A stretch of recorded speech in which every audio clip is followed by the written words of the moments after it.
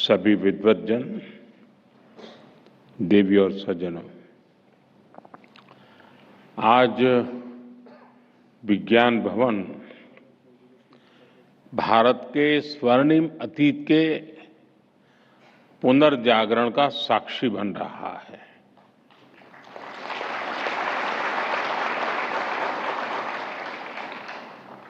कुछ ही दिन पहले मैंने ज्ञान भारतम मिशन की घोषणा की थी और आज इतने कम समय में ही हम ज्ञान भारतम इंटरनेशनल कॉन्फ्रेंस का आयोजन कर रहे हैं। अभी इससे जुड़ा पोर्टल भी लॉन्च किया गया है। ये एक सरकारी या एकेडमिक इवेंट नहीं है।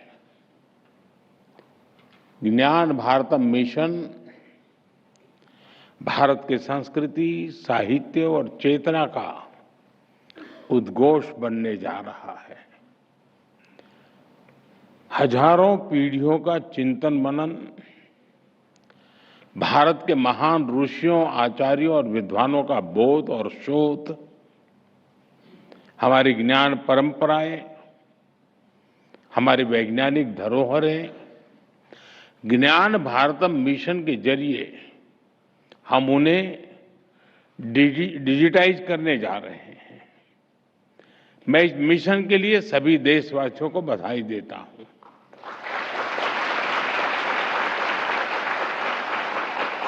मैं ज्ञान भारतम की पूरी टीम को और संस्कृति मंत्रालय को भी शुभकामनाएं देता हूं। साथियों, जब हम किसी मैन्युस्क्रिप्ट को देखते हैं तो वो अनुभव किसी टाइम ट्रेवल जैसा होता है। मन में विचार भी आता है कि आज और पहले की परिस्थितियों में कितना जमीन आसमां का अंतर था। आज हम कीबोर्ड की मदद से इतना कुछ लिख लेते हैं, डिलीट और करेक्शन का ऑप्शन भी होता है। हम प्रिंटर्स के जरिए एक पेज की हजारों कॉपीज बना लेते हैं, लेकिन सैकड़ों साल पहले की उस दुनिया की कल्पना करिए। तब ऐसे आधुनिक मटेरियल रिसोर्सेज नहीं थे। हमारे पूर्वजों को उस समय बौद्धिक रिसोर्सेज पर ही निर्भर रहना पड़ता था। एक एक अक्षर लिखते समय कितना ध्यान देना होता था। एक एक ग्रंथ के लिए इतनी मेहनत लगती थी और उस समय भी भारत के लोगों ने विश्व के बड़े बड़े पुस्तकालय बना दिए थे, लाइब्रेरीज बना दी थी। आज भी भारत के पास दुनिया का सबसे बड़ा मैन्युस्क्रिप्ट संग्रह है। करीब 1 करोड़ मैन्युस्क्रिप्ट हमारे पास है। अभी 1 करोड़ आंकड़ा कम नहीं है। साथियों, इतिहास के क्रूर थपेड़ों में लाखों मैन्युस्क्रिप्ट्स जला दी गई, लुप्त हो गई, लेकिन जो बची है वो इस बात की साक्षी है कि ज्ञान विज्ञान पठन पाठन के लिए हमारे पूर्वजों की निष्ठा कितनी गहरी थी, कितनी व्यापक थी। भोजपत्र और ताड़पत्र से बने नाजुक ग्रंथ, ताम्रपत्र पर लिखे गए शब्दों में मेटल कोरोजन का खतरा, लेकिन हमारे पूर्वजों ने शब्दों को ईश्वर मानकर अक्षर ब्रह्म भाव से उनकी सेवा की। पीढ़ी दर पीढ़ी परिवार उन पोथियों और पांडुलिपियों को सहेजते रहे। ज्ञान के प्रति अपार श्रद्धा, आने वाली पीढ़ियों की चिंता समाज के प्रति जिम्मेदारी, देश के प्रति समर्पण का भाव, इससे बड़ा उदाहरण कहां मिलेगा। साथियों, भारत की ज्ञान परंपरा आज तक इतनी समृद्ध है क्योंकि इसकी नींव 4 मुख्य पिलर्स पर आधारित है। पहला, प्रिजर्वेशन, दूसरा, इनोवेशन, तीसरा, एडिशन और चौथा, एडेप्टेशन। साथियों, अगर मैं प्रिजर्वेशन की बात करूं तो आप जानते हैं हमारे यहां सबसे प्राचीन ग्रंथ वेदों को भारतीय संस्कृति का आधार माना गया है। वेद सर्वोपरि है। पहले वेदों को श्रुति के आधार पर अगली पीढ़ी को दिया जाता था और हजारों वर्षों तक वेदों को बिना किसी त्रुटि के ऑथेंटिसिटी के साथ प्रिजर्व किया गया। हमारी इस परंपरा का दूसरा पिलर है इनोवेशन। हमने आयुर्वेद, वास्तुशास्त्र, ज्योतिष और मेटलर्जी में लगातार इनोवेट किया है।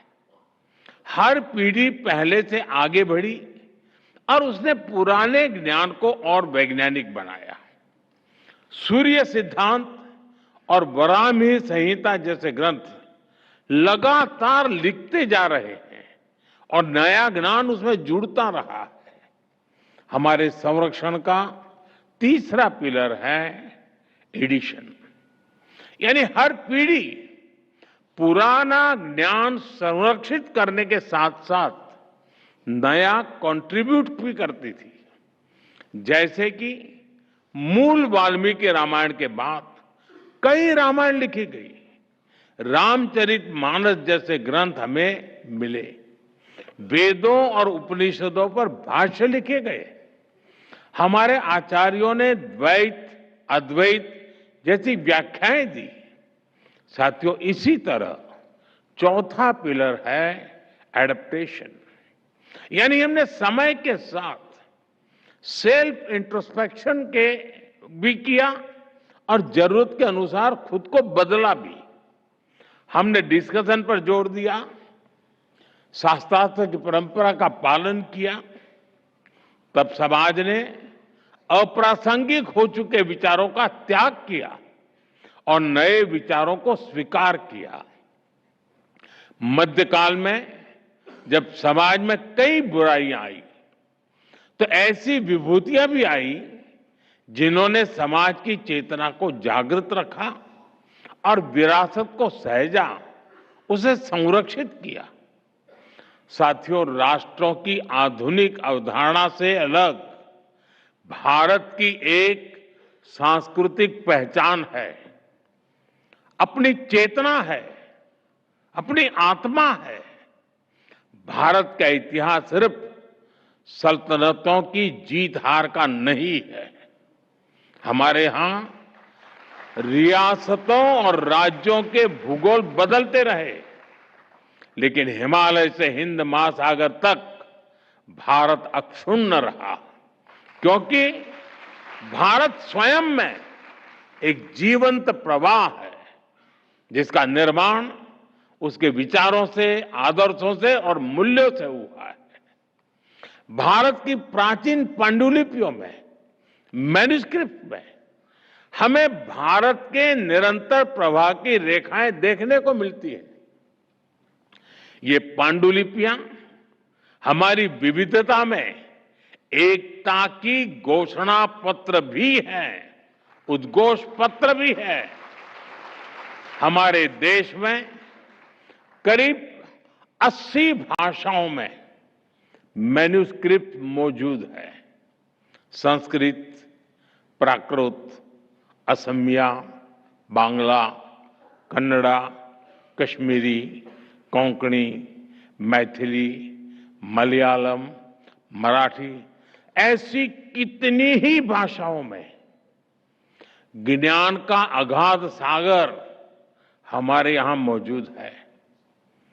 गिलगिट मैन्युस्क्रिप्ट में हमें कश्मीर का प्रामाणिक इतिहास बताती है। मैंने अभी जो छोटा सा एग्जीबिशन रखा है वो देखने गया था। वहां इसकी विस्तार से वर्णन भी है और उसके चित्र भी मौजूद है। कौटिल्य अर्थशास्त्र की पांडुलिपि हमें राजनीति शास्त्र और अर्थशास्त्र में भारत की समझ का पता चलता है। आचार्य भद्रबाहु के कल्पसूत्र की पांडुलिपि में जैन धर्म का प्राचीन ज्ञान सुरक्षित है। सारनाथ की मैन्युस्क्रिप्ट में भगवान बुद्ध का ज्ञान उपलब्ध है। रसमंजरी और गीत गोविंद जैसे मैन्युस्क्रिप्ट ने भक्ति, सौंदर्य और साहित्य के विविध रंगों को संजो कर रखा है। साथियों, भारत की इन मैन्युस्क्रिप्ट में समूची मानवता की विकास यात्रा का फुटप्रिंट्स है। इन पांडुलिपियों में फिलॉसफी भी है, साइंस भी है, इनमें मेडिसिन भी है, मेटाफिजिक्स भी है, इनमें आर्ट भी है, एस्ट्रोनॉमी भी है और आर्किटेक्चर भी है। अब कितने ही उदाहरण लीजिए, मैथमेटिक्स से लेकर के बाइनरी बेस्ड कंप्यूटर साइंस तक पूरी आधुनिक साइंस की बुनियाद जीरो पर टिकी है।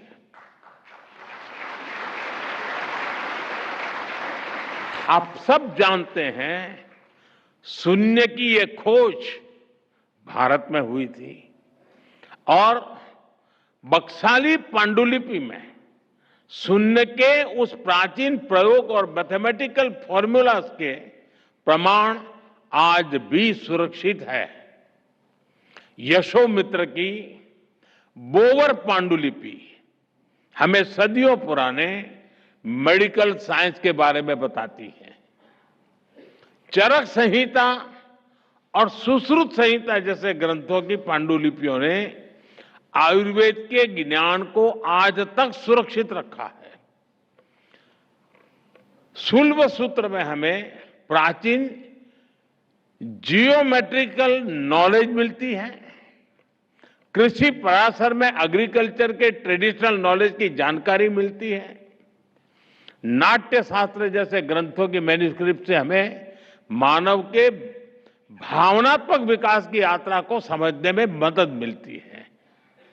साथियों, हर देश अपनी ऐतिहासिक चीजों को सिविलाइजेशनल एसेट्स और ग्रेटनेस के तौर पर विश्व के सामने पेश करता है। दुनिया के देशों के पास कहीं कोई मैन्युस्क्रिप्ट, कोई आर्टिफैक्ट होता है तो वो उसे नेशनल ट्रेजर के रूप में सहेजते हैं। और भारत के पास तो मैन्युस्क्रिप्ट का इतना बड़ा खजाना है, ये देश का गौरव है। अभी कुछ समय पहले मैं कुवैत गया था, तो मेरे प्रवास के दरमियान मेरी कोशिश रहती है कि वहाँ कोई 4-6 इन्फ्लुएंसर्स हो और मेरे पास समय हो तो कुछ समय मैं उनसे बिताता हूँ, उनकी सोच समझने का प्रयास करता हूँ। मुझे कुवैत में एक सज्जन मिले जिनके पास सदियों पहले भारत से समुद्री मार्ग से व्यापार कैसे होता था, उस पर इतने डॉक्यूमेंट्स उनके पास है और उन्होंने इतना संग्रह किया है और वो इतने गौरव, यानी बड़े गौरव के साथ कुछ लेकर के मेरे पास आए थे। मैंने देखा, यानी ऐसा क्या क्या होगा, कहाँ कहाँ होगा, हमने इन सबको संजोना है। अब भारत अपने इस गौरव को गर्व के साथ विश्व के सामने प्रस्तुत करने जा रहा है।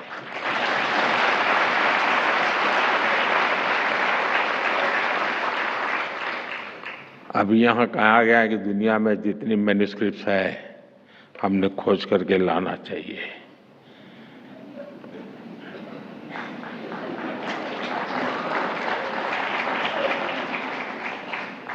और फिर धीरे से कहा, प्रधानमंत्री जी ने करना चाहिए।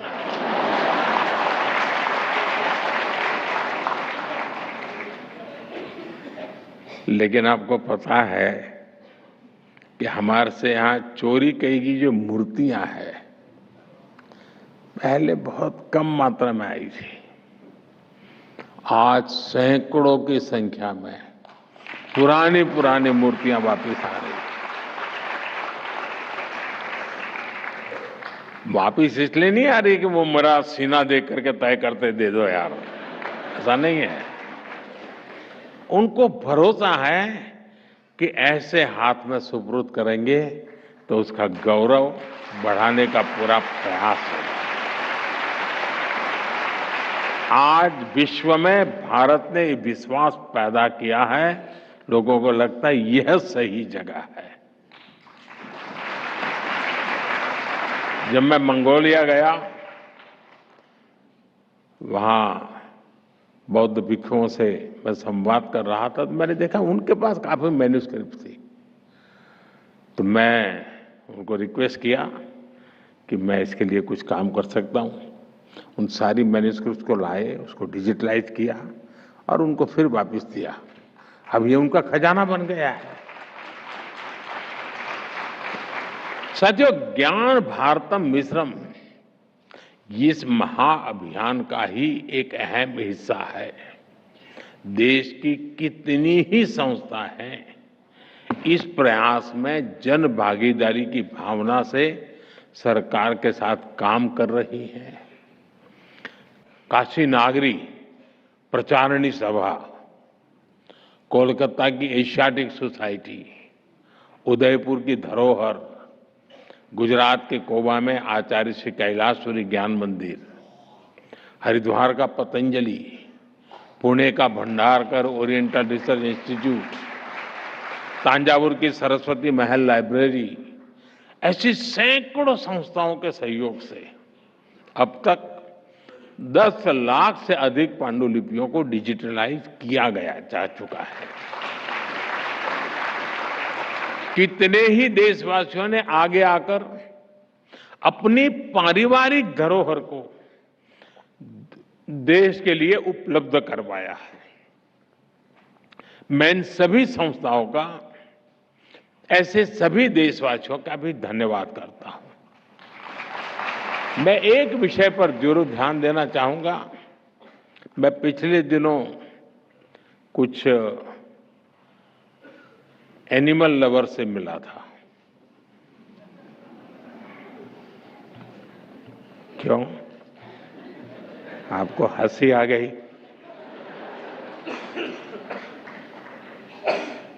हमारे देश में ऐसे बहुत लोग हैं और विशेषता है कि ये गाय को एनिमल नहीं मानते।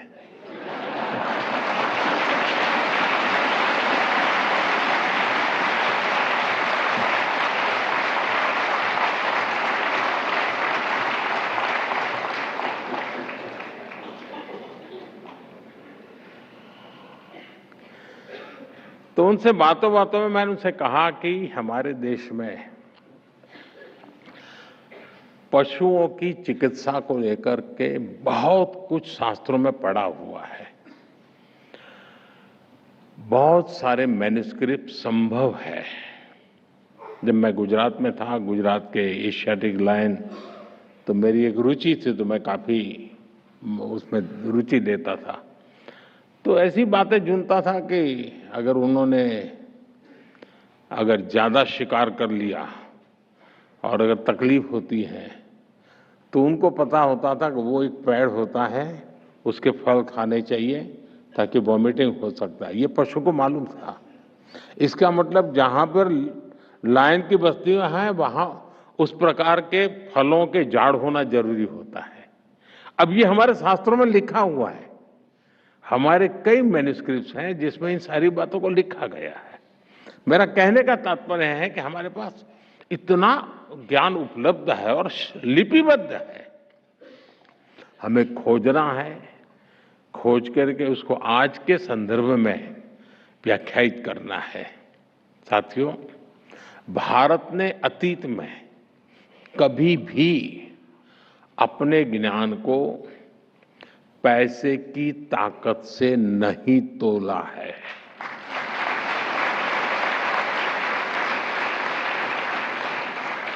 हमारे ऋषियों ने भी कहा है,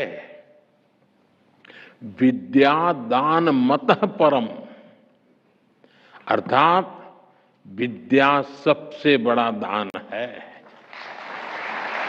इसलिए प्राचीन काल में भारत के लोगों ने मुक्त भाव से मैन्युस्क्रिप्ट को दान भी किया।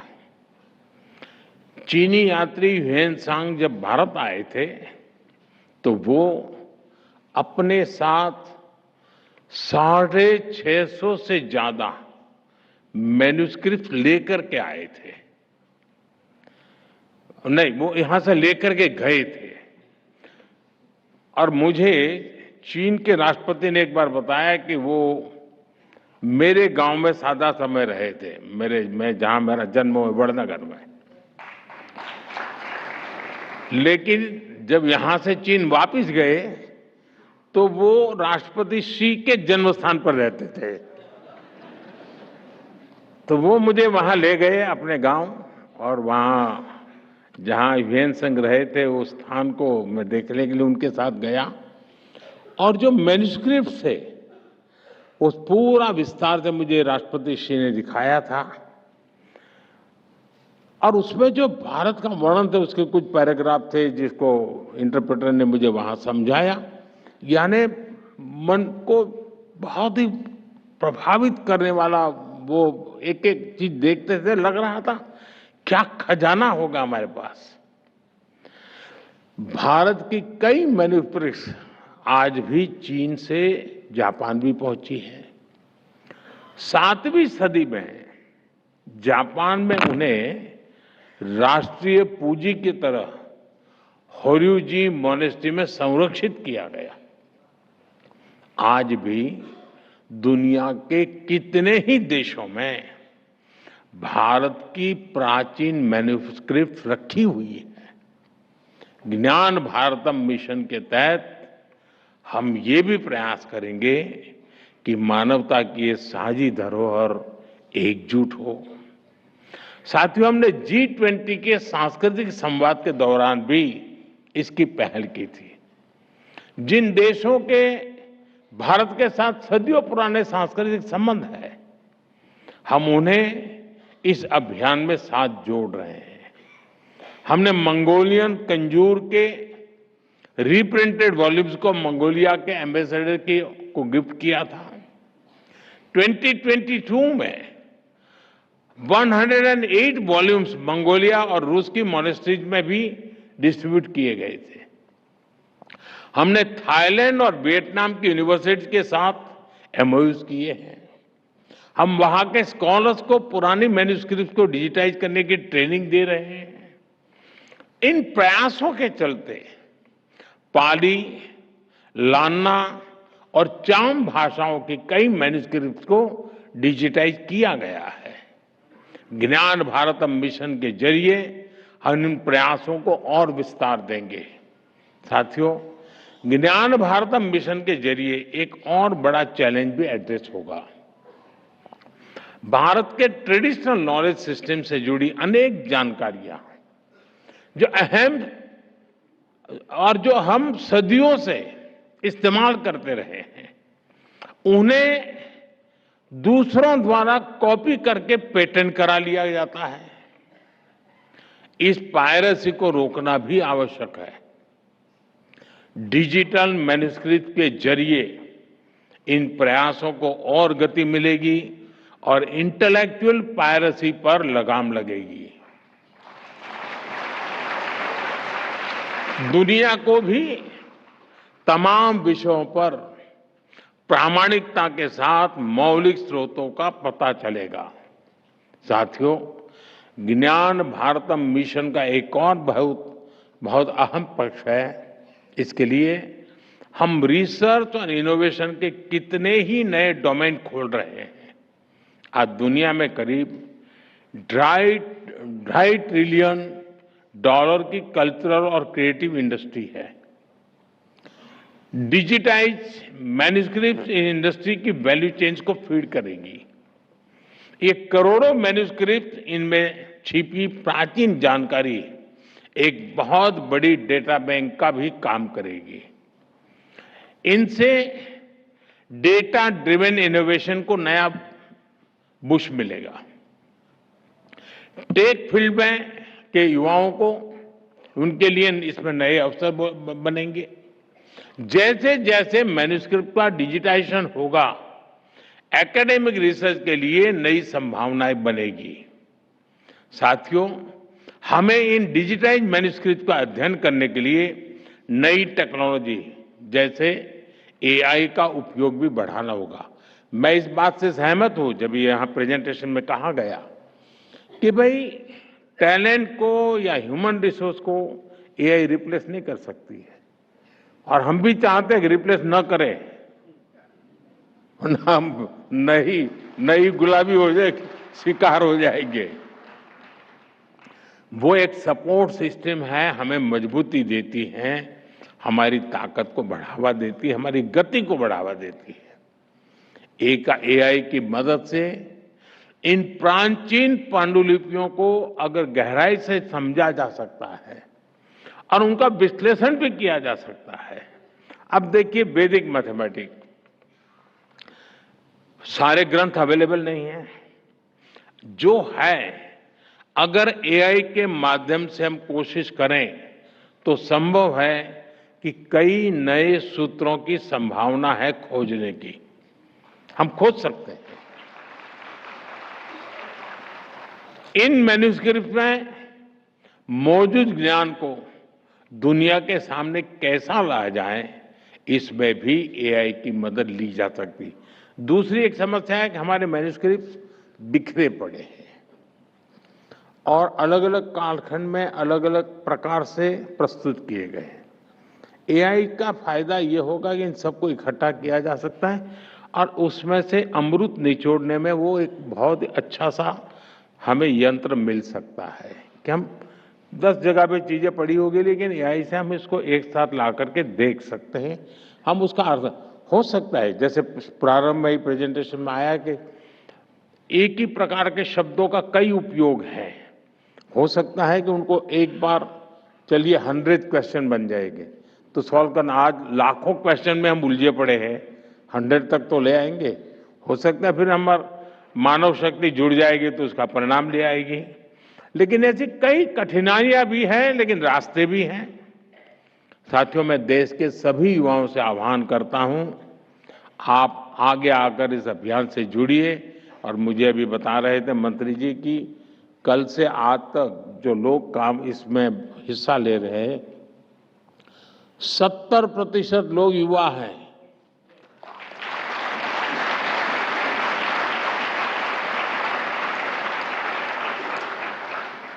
मैं समझता हूं ये सबसे बड़ी इसकी सफलता की निशानी है।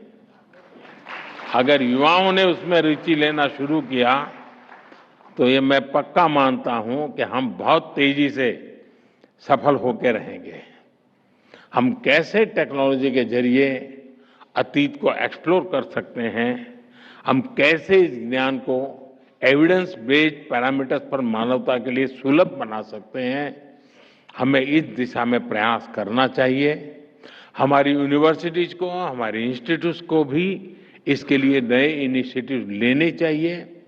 आज पूरा देश स्वदेशी की भावना और आत्मनिर्भर भारत के संकल्प को लेकर आगे बढ़ रहा है।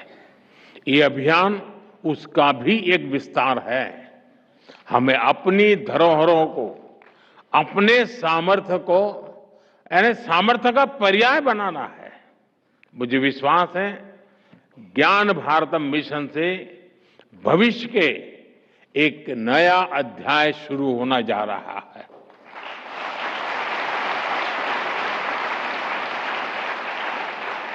मैं जानता हूं कि ऐसे विषय होते हैं कि जिसमें कोई ग्लैमर नहीं होती है, कोई चमक दमक नहीं होती है, लेकिन इसका सामर्थ्य इतना है कि जो सदियों तक किसी को हिला नहीं पाता है। इस सामर्थ्य के साथ जुड़ना है। इसी विश्वास के साथ आप सभी को एक बार बहुत बहुत शुभकामनाएं, बहुत बहुत धन्यवाद।